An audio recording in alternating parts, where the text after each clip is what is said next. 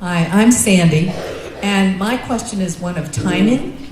I know for me, and everything I want to do now is sort of aimed at the midterm elections, and I'm wondering if American Promise has thought through a timeline, yes. And if you could talk about that. Yeah. That was a great question, and I'm going to talk a little bit more about that as I talk a little bit more about the organization, if that's okay. So if you can hold on to that, and I'm going to get to that. Yeah, that'd be great.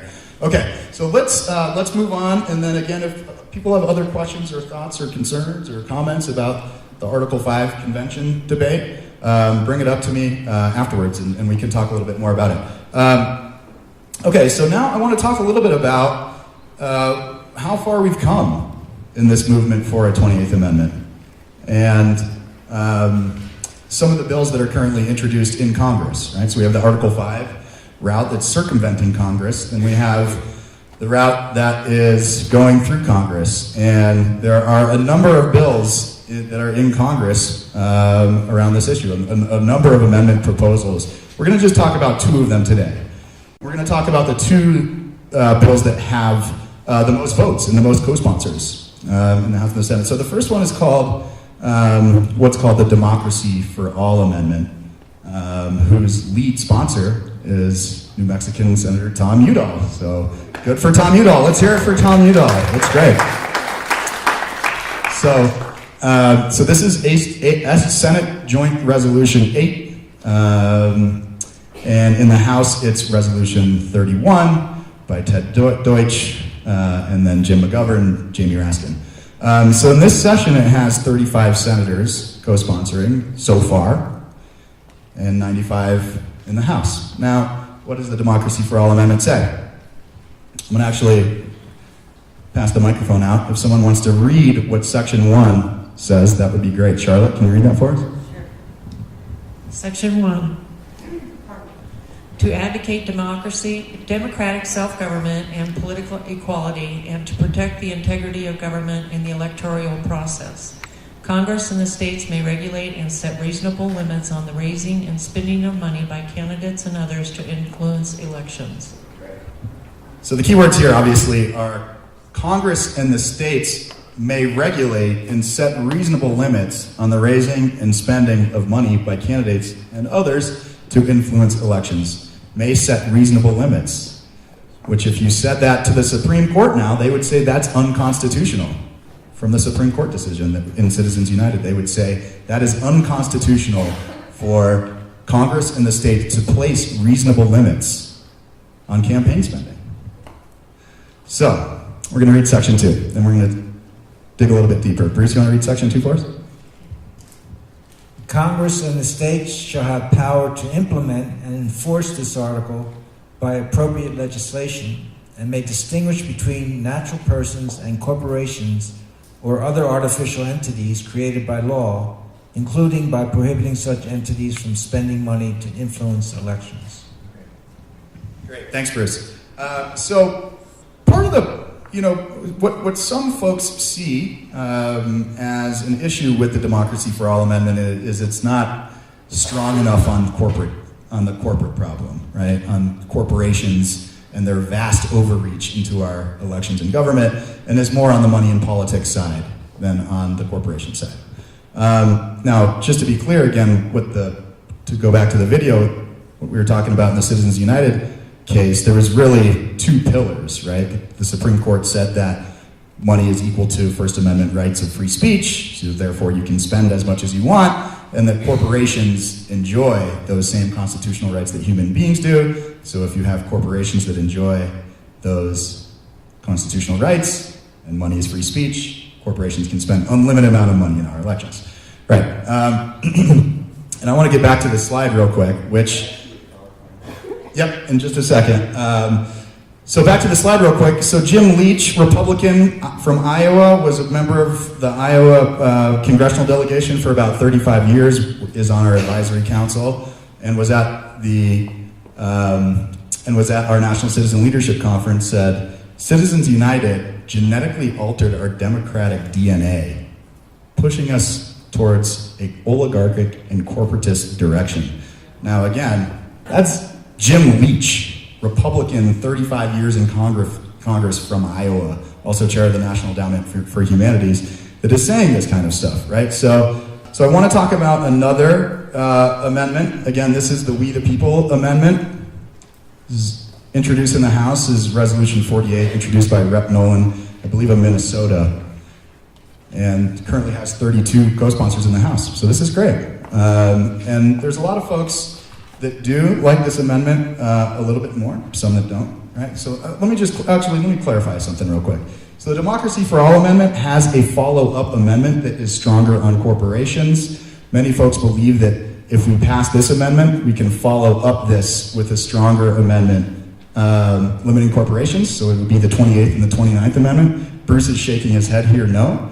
But as we've seen in American history, amendments come in waves. When the country is ripe for amendments, they come in waves. Rarely have we seen in American history that we pass one amendment and that's it, that's done. So it's a real possibility that that could be the case. Again, people have differing point of views on that. But so this one's the We the People amendment, and this one is a little bit stronger language on corporations. So I'll just read section 1.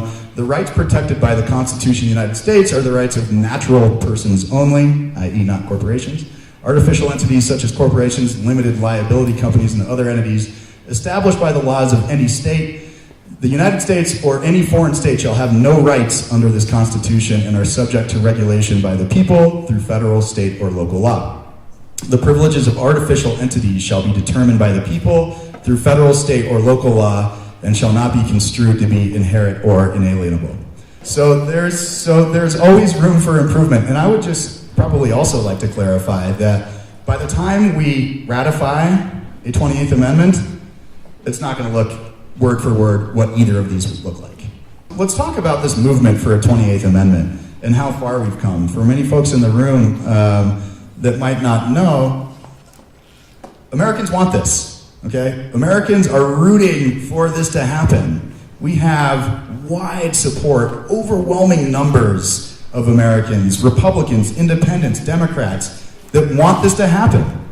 And we've seen time and time again in national polling, here's national polling from 2011 to 2015, that it's remained consistent across party lines, some to the tune of over 80% of Americans want this to happen, right? The latest Bloomberg poll, 8 out of 10 Republicans, 8 out of 10 Democrats. I think it was a little bit less on independents, but this is a cross-partisan issue, right? This is not a political issue, it's a civic issue.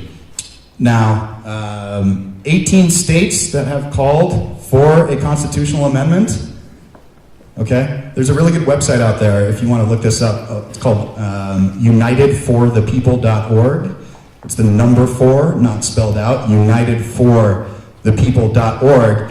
And you can see a breakdown of all of these 700, and I think we're now more than 40 cities and towns that have passed resolutions, the 18 states, who are the co-sponsors of amendments. There's a wealth of information there of, really looking locally into some of these town resolutions, et cetera. So, but look at how far we've come, right? In 2010, after the Supreme Court decision, 25 cities and towns. Now we're almost to 800 cities and towns across America that have called for this resolution, whether by ballot initiative or the city council voting on it. 1 state to 18 states. Again, part of these 18 states, 4 of them have been by statewide ballot initiative, right? So we've seen Colorado, Montana, Washington, and California that have actually had this on the ballot. Statewide ballot initiative calling for this type of reform, where millions of voters said, yeah, this is what we want to happen. Now, in Montana is a really interesting case, and I think it really shows that this is a cross-partisan issue.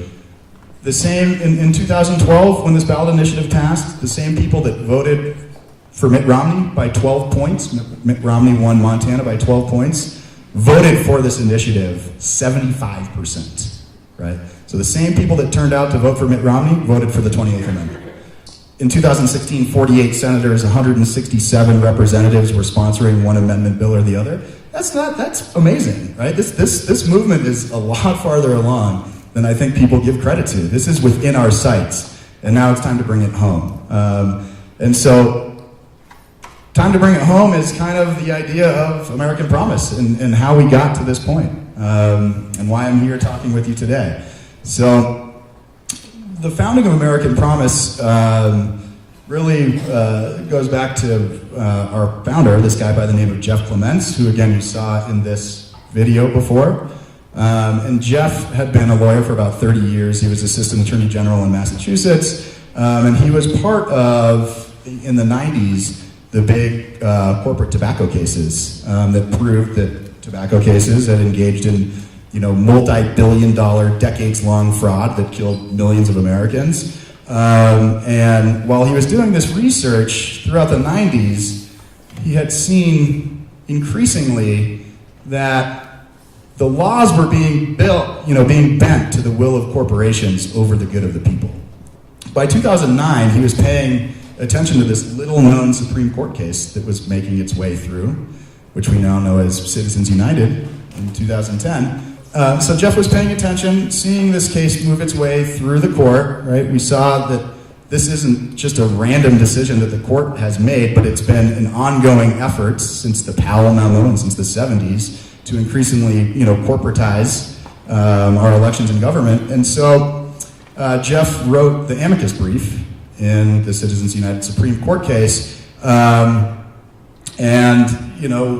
he knew that things had gotten really bad, beyond what he had saw in the Attorney General's office for the tobacco companies. And so immediately after this case, right, we saw corporations claiming constitutional rights all over the place, whether it was Seattle or Los Angeles passing minimum wage laws and corporations suing those cities for infringement of their constitutional rights, whether it was the citizens of St. Louis, Missouri wanted a ballot initiative to determine whether or not their tax subsidies should go to Peabody Energy Corporation. Peabody Energy Corporation sued the city as a violation of their corporate constitutional rights. So Jeff had founded this organization called Free Speech for People. I recommend that you look them up as well. And until about a couple months ago, still served as chair of the board of Free Speech for People, which did a lot of legal work in the courts, right? So how do we do this with an amendment? But what is also the legal strategy of this, right? How do we make a case and challenge it all the way up to the Supreme Court that could be the case that overturned Citizens United? They've done an incredible, literally the brilliant legal minds in the country. They're doing a lot on the emoluments clause for impeachment now. And so Jeff had founded Free Speech for People. It's a great organization, does great work. And a lot of organizations out there had done great work, but it was kind of clear that something more was needed, right? Certainly this idea of taking this as a cross-partisan approach. American Promise was founded with this National Advisory Council. I'll explain who some of these people are in a minute, but you'll see Doris Kearns Goodwin, presidential historian, up in the top left-hand corner. This handsome gentleman here is Justice Jim Nelson, retired from the Montana Supreme Court. We have Governor Mike Dukakis on there, Senator Alan Simpson, Republican from Wyoming, again Jim Leach, Republican from Iowa, so Republicans, Democrats, authors, business people, all across the board. This is Catherine Henderson from the Auburn Theological Seminary that talks about money in politics as a faith issue. They did a white paper on it. It's fascinating. Here's a group of people that have come together to say that something is broken with American democracy and we're going to stand up to fix it. And we don't care about policy. We don't care about politics. We don't care about party. Something is broken. We're going to come together to fix it, which is amazing. And so part of this strategy, which I believe you asked about before in the timeline, currently what we're engaged in is what we're calling the National Citizen Uprising. This is a 50-state campaign for the 28th Amendment. This is going to involve ballot initiatives in a number of states, state legislative resolution wins, like some of those other 18 in many states, passing local resolutions more, and lobbying Congress in all 50 states. So the idea of the National Citizen Uprising is to bring it all together. So leading up to the midterms in 2018 and the presidential election in 2020, we will have many more states all at once calling for the 28th Amendment through this National Citizen Uprising campaign, and it involves the work of many groups like Wolfpack, like Move to Amend, like Public Citizen, etc. It aggregates and unifies and pushes it all together for a big bang. I think that one of the problems that we've seen in this movement for the 28th Amendment is that press doesn't really like to cover it, right? It doesn't get the press that it deserves. It's wildly underfunded, unfortunately. But the way that we can make waves and build our political power is by amassing this together as a movement, as I've said, and pulling it all together instead of this group doing this in this state and this group doing this in this state, all of us pulling it together. Then I think press is going to start paying attention. When we get national recognition is when we can actually prove that this is a national movement. And I think that that's exactly what we're trying to do with the Citizen Uprising.